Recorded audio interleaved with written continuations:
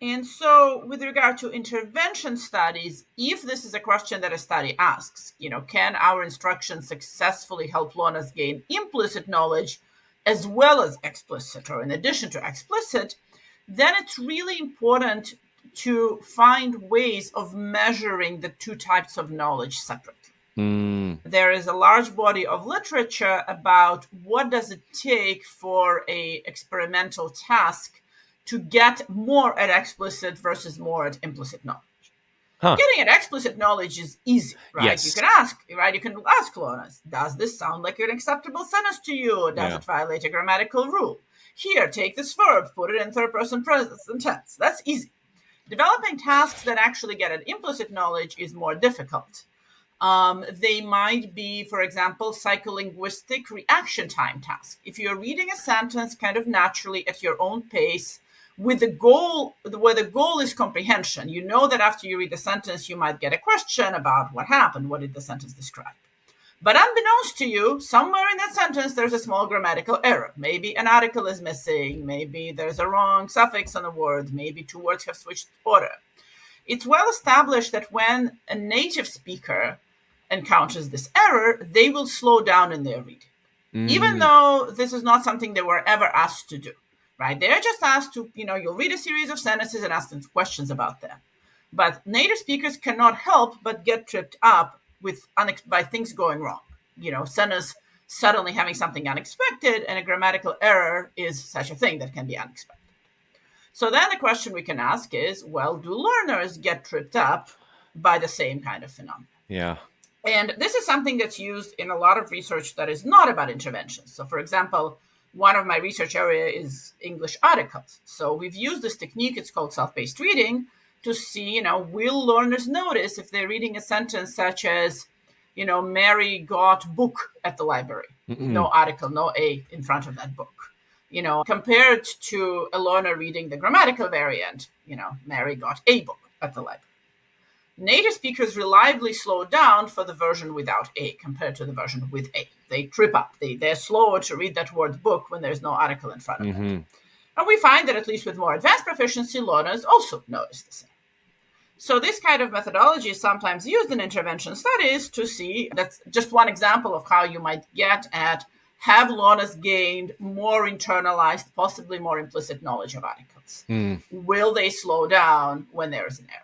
And there are a lot of other techniques as well. This is just one example. But that's kind of the general idea, that to get at implicit knowledge, you can't just ask learners what they think, but you have to find some creative ways of gauging people's reactions to something going wrong. That was actually a really, really good example, Tania, because I find that, the slow reading, the slowing down when you're reading something that is not grammatically acceptable. I think we definitely do that. And you said that advanced learners, more proficient learners of the language, would somehow have the same kind of reaction as a native speaker of the language. I was referring to a specific study that I've done. I wouldn't make the claim that that's going to be the case for every advanced learner in every study, but that's the hope. And I would say that's what studies do.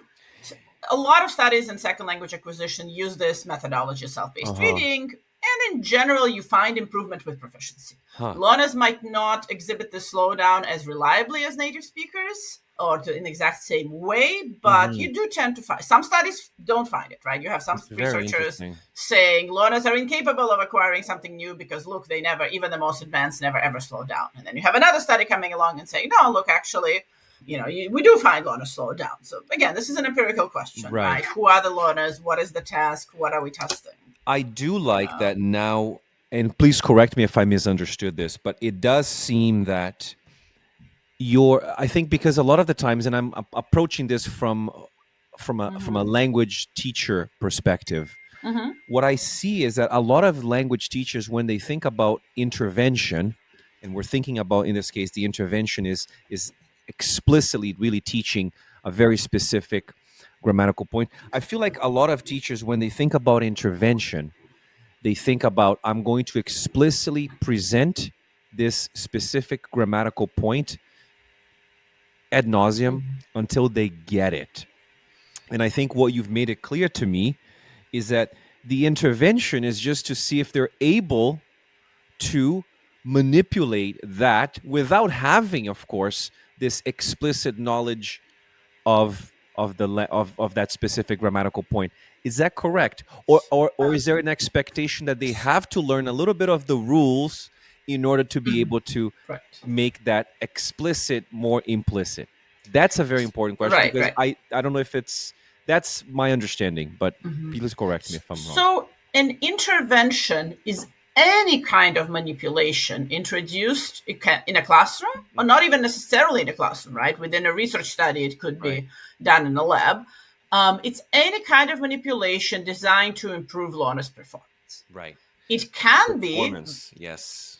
yes, That's the it key word. can be, this very explicit drilling learners, Right. or it can be something like input processing, Right. or it can be enhancing the input typographically, or it can be, making sure to give learners feedback. It can be Right. absolutely anything. Yes. The point is that to see if an intervention has succeeded, you need two groups, right? You need one group which gets the intervention, another which maximally similar group which does not. Mm-hmm. And then you check, and then you have to test learners both before and after to see if the group that received the intervention really improved when the control group without the intervention did not. Right. The task I was describing earlier about reading slowdowns, that's one type of task that can be used to measure improvement. Mm-hmm. Right? So let's say we have learners who really don't understand English articles. So you have two classes, of learners of English from the same native language background, say like Mandarin Chinese is a common one because that's a language without articles. It's a group that I often work with. And let's say hypothetically you test them before any intervention. You simply want to find out what do they know about English articles.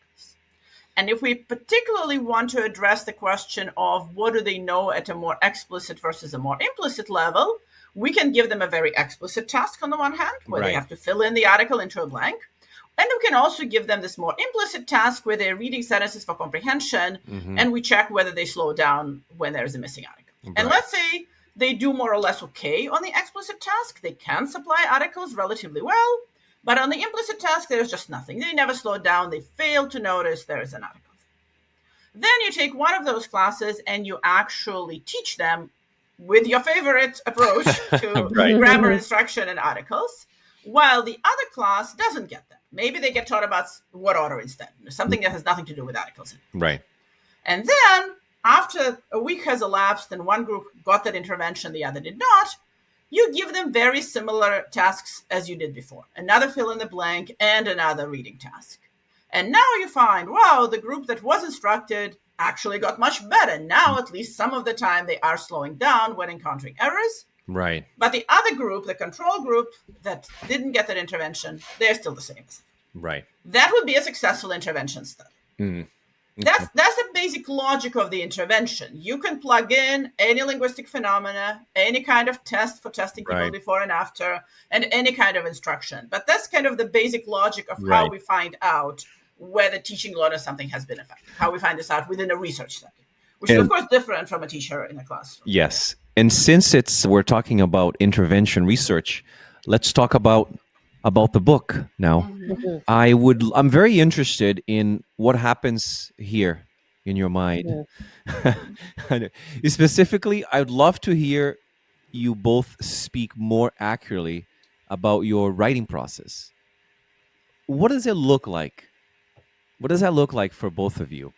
Like, what do your writing sessions tend to look like if we look back maybe over the last, I don't know, you guys have written extensively, but over the last, 10 years, because I'm sure it's changed over time.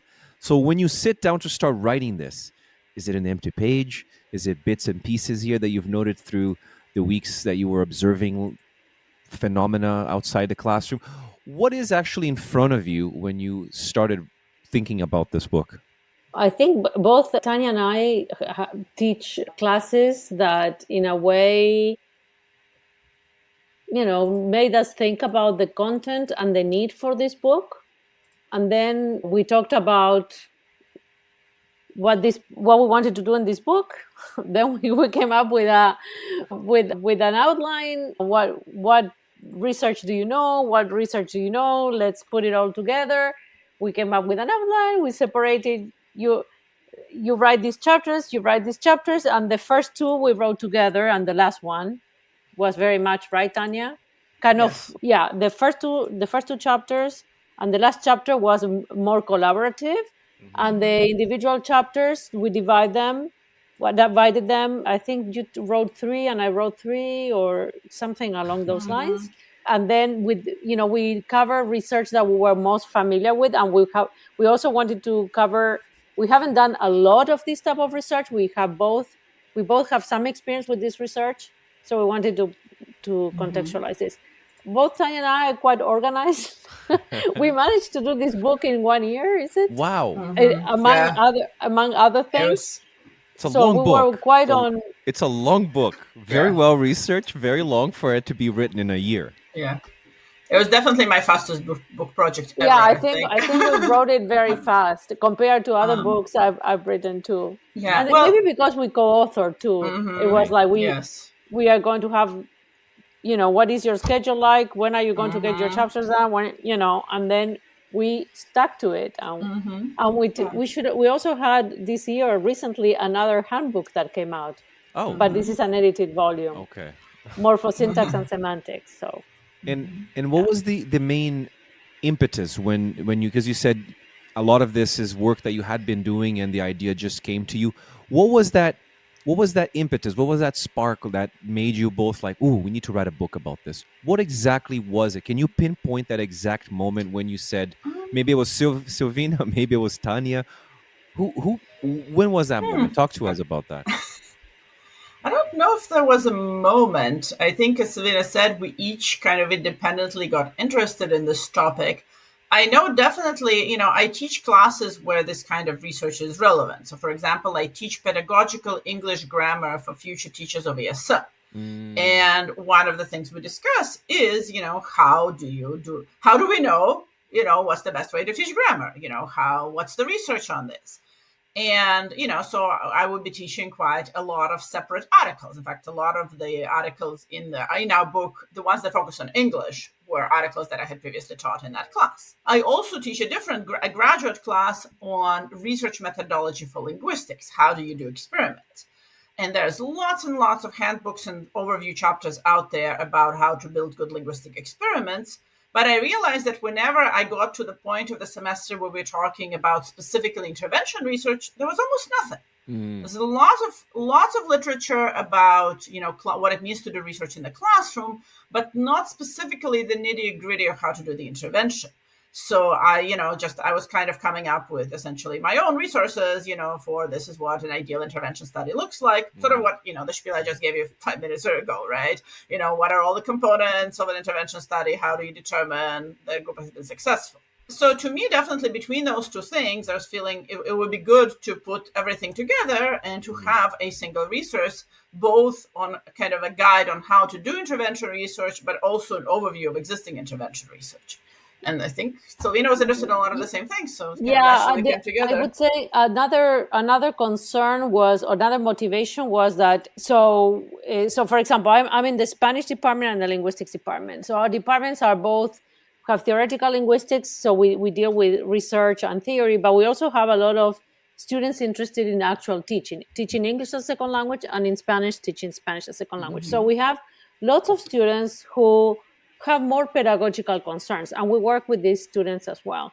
On the other hand, there have been some attempts in our field to try to say, people who do theoretical second language acquisition, saying we have all these studies that maybe our teachers are not reading because they can't relate to it, and why are we doing all this work if people who really could benefit from this work cannot access it? So we need to do more to connect what we're doing to language teaching. So there's been a couple of calls for that in our field. And Tanya and I felt that I don't think it has been done correctly. So one way to do it would be to come up with this type of book where we can talk about second language acquisition of different properties in different languages, but at the same time, link it to classroom research and cover cover the studies that have done these interventions in the classroom or in a lab, because the idea is also to see to what extent teaching something really helps the learner advance. Is there a change in behavior, linguistic behavior, before and after the treatment? And so I would say it was this conflation of like discussions that were happening in our field, our students' interest, the courses we teach, some of the work we have done. We put it all together. On that note, because we hope this show is a bridge between what you described, and your book sounds like another bridge between the research and the practice of teachers using it. If there's one thing, teachers listening to this, teachers who read your book, if there's one thing you think they can take from it and use in their classroom, what would that be?